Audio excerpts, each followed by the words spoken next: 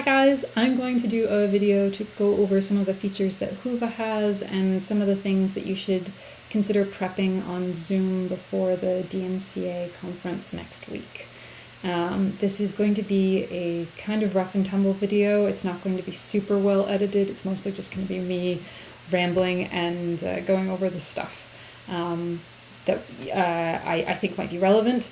So I apologize that it's not super snappy, but please feel free to fast forward or rewind if I do something too fast or if I ramble on for ages. That's what this is for. That's the beauty of asynchronous digital access. So yeah, please take advantage of that. Yeah, let's get into it. So the first thing that a person attending DMCA will likely want to do is head over to the DMCA website. The front page still has info on call for abstracts and stuff like that, but it also has right at the top a link to Whova. So you can jump onto the Whova platform from there.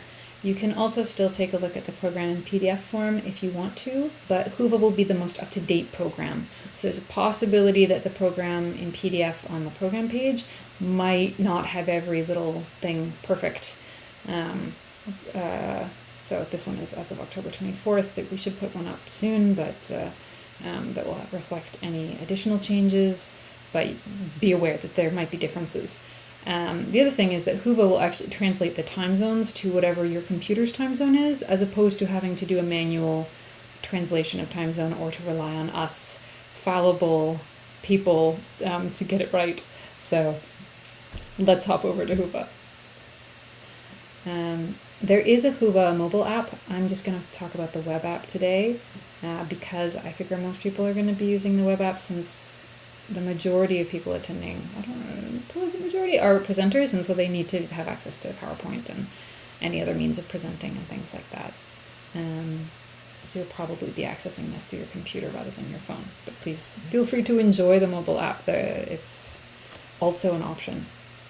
So on the front page, there's a huge activity feed because this is a little social media-esque. But the main stuff that you're going to want to know is on the left-hand side. We did pick Whova because it was one of the simplest options at the time. And it was kind of the right balance between having control and doing the management ourselves versus having to literally program everything from scratch, which we didn't want to have to do. So that's where we landed. So I'm going to go over the simple stuff first, and then we'll get to agenda and presentations. So for starters, head to My Stuff down here on the bottom bit, where you can go to your profile, for instance. Might be the first thing you want to do. Throw up a picture maybe, or some interests, any kind of stuff you want to add in here. Keeping in mind perhaps that people probably won't spend a ton of time on your profile, so if there's something really important, focus on putting that on there, probably, so that's the only thing they can see and go to. Maybe you want to direct them to your website or something like that. And it's also a good place to add, say, a PDF of your presentation into the resume area. Why not? So that people can find it there. So then I'll come back to agenda. And the next thing that you can look at is messages. This allows you to message anybody who's at the conference, which is neat, and open up a private chat with them or open up a group chat of some kind that's asynchronous text-based chat. So that can be useful. We have an organizers chat for keeping in touch during the conference. We're going to try as organizers to put as much communication about the conference into Whova as we go, so just to try and centralize all of our communication with everybody into one place. Whenever we send out a general message, it should also go onto the email blasts, so you'll get an email about it as well. But it is worthwhile trying to contact us through there if you have questions. It'll be easier. You should get a faster response as we get into the actual conference itself. Another quick thing to look at is there's the community section where you can post forums. There's an icebreaker section. There's a virtual meetup where you can propose a time to meet, and then you can meet people and have a video chat. You can also just post a time to meet for anybody who's interested in X or whatever, and just create sort of a I'm having a coffee at this time thing, and people can hop on and say hello. And you can also pop in things about other conferences, or put up moments, screenshots, that kind of thing. Organizer announcements is where we'll post anything from us. There isn't anything as of yet, but there should be by the time this video goes live, because this video will go into there. So then another bit, you can click on attendees and you can just find anybody in question. They're all hopefully in there. And you can message them that way, but you can also message them by finding their presentation if they have one, and doing it through there. So let's talk about agenda, the all-important agenda. This is where you can see all of the different talks that have been scheduled. You'll notice all of these color-coded things. These are tracks. These are basically the tags of information that we've added. So there's an Africa, America, Europe track, and there's an Australia, Asia, Oceania track. As the main things. But then also all of the parallel sessions that we've organized are in here as well. And I mean, there are probably talks that are in parallel sessions where the title doesn't perfectly match what they're doing. So these are very rough collections that we made out of what were submitted. A few of them are planned panels, but for the most part, these are things that we as organizers put together in order to try and theme things so that people would be in a similar group with other people that are doing the same kind of work, so you can find everybody. So you can search by that and show things. For instance, if you want to look at children maybe, or maybe we want to look at HCI, and maybe we want to have one of the social events, or the creative presentations. You may also see a couple of things in places twice, and that's usually because they're in both Australia, Oceania, or in Africa, America, EU. So then when you click on those things, if they're not on the day that you're looking at, this is the day track, they won't show up and it'll be like, there's nothing there, but just keep changing the day. You'll see stuff, but it can be a bit alarming. I really encourage people to go to both streams and check out stuff in the middle of the night, their time. It's kind of cool. I'm really excited that that's an option. You're certainly welcome to say hi to people and come in and check it out on the other side of the world. So with any of these sessions, you can add it to my agenda. Ta-da! Might as well add all this to the agenda because as it happens, I'm chairing this session. Do. Very fancy. And then you go over to my agenda and it will be there. Whereas some of the other stuff that I was searching for is not there. Despite having stuff clicked, I mean, there's stuff there on the full agenda on Wednesday. Or actually, not on Wednesday because that's the workshop day, but you get my point. My agenda too. There we go. That's much nicer. So, what you can do once you've got things, putting stuff on my agenda means you don't have to keep searching for it when you log in. So on the day, it's faster. So if you want to spend the time finding the talks in advance, the on the day part will be a little bit smoother, or a little bit quicker to go through. But it's totally up to you how you want to use it. You can use the full agenda every time, or add nearly everything to your agenda. If things show up as a conflict, it's not going to get highlighted in red or anything like that. It'll just show that you have two talks at the same time. So it'll say 2:15 a.m. And then it will have two talks or something like that listed, and you have to pick. Good luck. Under view session, this is where you start to see the information about the talk itself. So you'll have the abstract, information about the speaker, and a link to send them a message or see their profile. You can also add it to your agenda, details about when it's happening, other people. This is basically all the people who've added it to their agenda so far. There's also Q&A. We will monitor the Q&A before a talk starts as best we can as chairs. It is possible, though, that once the talk is started, we may not be paying as much attention to Q&A because most of us, certainly the chairs, will be accessing the talks through the Zoom app, not through the Whova web browser.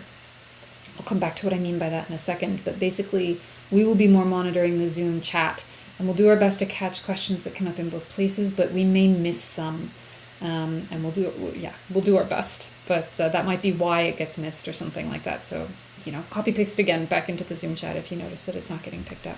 Once you're interested in getting into a session, all you have to do is go into it, view session, and then you will be able to join the stream, which will launch into an external Zoom. And that should be pretty easy. So it should automatically open up for you. In the event that it doesn't, there will be a way to have a link that you can manually paste in. Or you can quickly contact the organizers and we will be able to sort you out. The Zoom rooms are not consistent across the entire conference. So each keynote has a unique Zoom room. Zoom organizes things as rooms, so basically a digital space, and the link takes you to the same digital space, so everyone who has the same link shows up together. We've organized unique rooms for every plenary or keynote, every social event, and every parallel session on a day. So there's a different room for Monday than for Tuesday, for instance, in parallel 1. If you stay in the room, that will work during a single day. So if you know that you want to see all the presentations in parallel 3 on Monday, once you're into the Zoom room, you can just stay there if you're in the Zoom app. Okay, so now I have found my way into the room. You can even, if you click on this little green shield in the corner, you can see the Zoom room in general information, and you can see what it's been labeled as. So the keynotes will have that kind of information specific to themselves, and the social events and things, whereas the parallels will say parallel 1, 2, 3, 4, etc. And this is Zoom. So in Zoom, you can mute and unmute, start your video. You should be muted and off video automatically on entering. It's good while you're in to kind of, make sure you're still muted, and make sure that if you're doing a lot of woohoo stuff with your hands, it's kind of visually distracting if people have it set up to see all the faces, so keep your video off if you're going to have to move around a ton. Then the participants show you everybody who is here, and you can also use the chat to talk with people. The raise hand function is under reactions, so this is one way to get people's attention, or you can type into the chat, and this will let the chair know that you want to say something. And it will show up like that, little hand, and then it's good to lower your hand again when you are done and you've been selected for a turn. You can also do various other reactions. I think you have the full emoji range available to you. That's the basics of it. So if you're an attendee, that's what you have to know. Have fun. If you are, however, a presenter, there's probably a few more things that you should set up. And so let's talk about that. I'm going to leave the Beth's meeting, though, because I am not a host as an attendee. I am just a person. So I'm going to host my own Zoom room. This is what it looks like when you log into your own Zoom. If you are just getting the free version of the app, this is what you'll see as well. And it's good to open up your own little meeting. If you can test with somebody else, that's fantastic. But even if you're just testing by yourself, that's always good to do in advance. The main thing that we're going to talk about here is sharing the screen. Because when you share the screen, your computer will probably then ask for permissions. So when you go into your system preferences, security and privacy is right here. And then the main ones that you'll want to make sure that Zoom has permission for, camera, which will allow you to do video, microphone, and screen recording. Basically, when you share your screen, you're allowing the app to eavesdrop on what your screen is, which essentially means it's recording it. It doesn't mean it keeps a recording necessarily, but it does mean that it's recording the screen and sending it somewhere in order to make it function. So you want to make sure Zoom or whatever internet browser you're using, or both, are selected for that. It's important you do this in advance. If you don't, then it will have to ask you for it on the day, and then you will have to restart your app in order to have access to that, and that will just lose a bit of time. We'll do our best to help you, but it's always good to get that set up so it's smooth and ready to go. So those are the permissions. So if we share screen, I'm going to open up an old presentation of mine. This is going to make my computer freak out a bit, so we might have to wait a bit. And we can share that presentation. When you open up the sharing options, you can share desktop. If you have multiple screens, you'll see multiple desktops, or indeed if you've opened extra desktops, a lot of OSs allow you to do that now. And you can also share a specific window. Desktop will mean people could see everything, so as you move windows around and stuff, they will see that. Whereas if you just do the window or the program, it will only see what happens in that program, which is slightly more private, I guess. The key thing, make sure that you hit share sound. If you do not, you will have to reshare if you want your sound to be heard. So let's not do that, just to show you how it goes wrong. You'll see this little outline on your screen. We're now screen sharing. Here is my PowerPoint. I apparently clicked desktop because it's doing the whole thing, not just my PowerPoint. Thought I clicked PowerPoint. Stop share.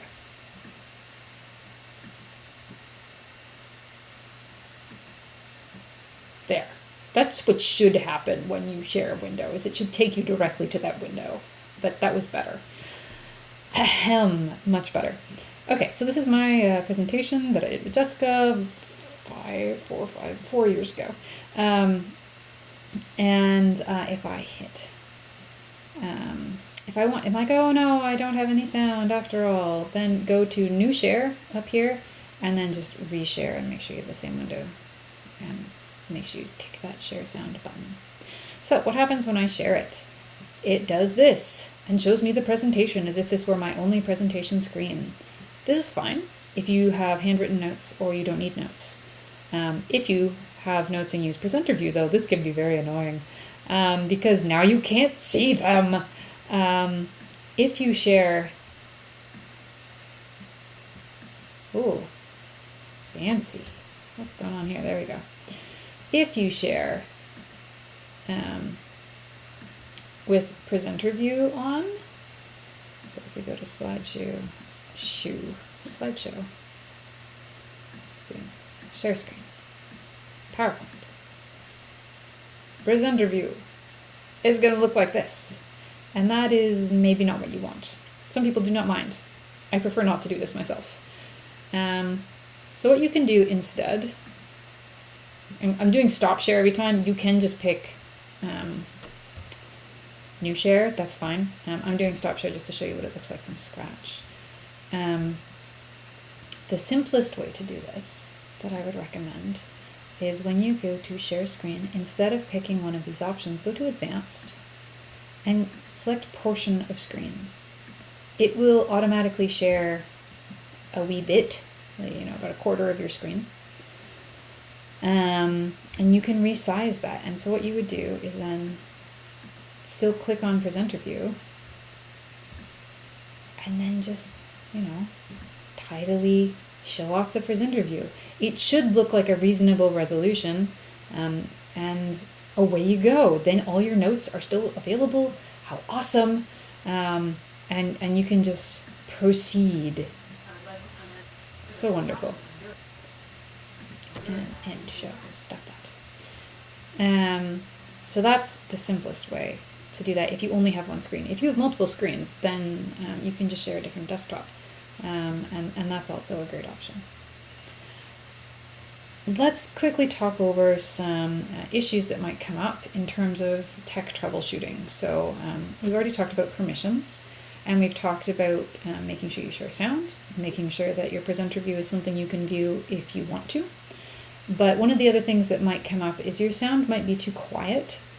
And this happens, I find, to me anyway, because my field recordings are too quiet. I listen to them a lot in headphones, and I don't always pay attention to the amplitude that was recorded into the field recording. I just, take a clip off the field recording and dump it in PowerPoint. And it's not always loud enough. On the day, there is not a lot you can do to fix this, because you'd have to re-encode the file. You'd have to, go to the video editor, turn up the volume on the file itself.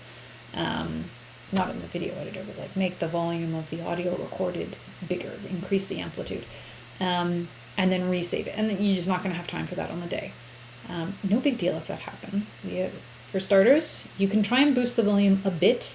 In PowerPoint and a lot of presentation options, the actual video clip that you've put in there often has one of these little volume controls that's internal to the computer. It's not relying on you trying to turn up your speakers, which of course will do nothing in terms of sending sound through Zoom. You can give yourself a little bit of boost there if you haven't already. If that isn't enough, or you've already done that, then switch to reading. This is a really short presentation time. If we're caught with something not working or having some difficulty, the best thing to do is just to try and get as much of your presentation available to those who are present as possible. People understand this is digital. Things go wrong. It may also happen that your computer chooses this day of all days to update because IT said you waited too long, or because it just wanted to. We're putting in the patch now. And oh no, my computer is now super slow and it won't stream and play PowerPoint and do video, and it's just so choppy, and oh no, this happens. It's okay. We'll work with this. As chairs, what we're going to do is try and help you proceed to get as much of your presentation out there as possible. This might mean not playing videos or the audio, or reading through them to give a sense of what they sound like to the audience, or just allowing us to read through them on the transcript. That's fine. If for some reason the screen share is just not functioning, we will suggest that you take a PDF of your presentation and share it with us in some way. Either email the chair, put it into the Zoom chat, or put it on your profile on Whova, and we will take a look at it and you can walk us through that instead. In that way, at least people can then ask you questions, and they can still write messages to you and do some asynchronous interaction. So there's something that you'll get out of this rather than nothing at all. So we don't want to spend the entire time troubleshooting tech. We're trying to get to the point where people can at least present something, even if it's not ideal. But hopefully everything will work. And just sometimes these things do happen, and there's not everything can be anticipated. So we'll do our best to help, and we'll do our best to make sure that you get some feedback and some interaction with people. It's important, though, that we stick to schedule because everybody wants to do that, and so we have to be fair. So those are some of the things that I see happen most often that can be fixed with a bit of anticipation. And that's the basics of using Zoom. I'm going to close this out. And that is most of what I wanted to present as a quick introduction to some of the features that we're using with Whova and Zoom for this conference. So please feel free to ask us questions. On the community section, there's an Ask the Organizers Anything. Please take advantage. We will do our best to respond as quickly as we can. And we look forward to seeing you, and we hope it's going to be a really fun conference and really neat to see so many corners of the world coming together and doing what we do and analyzing some data.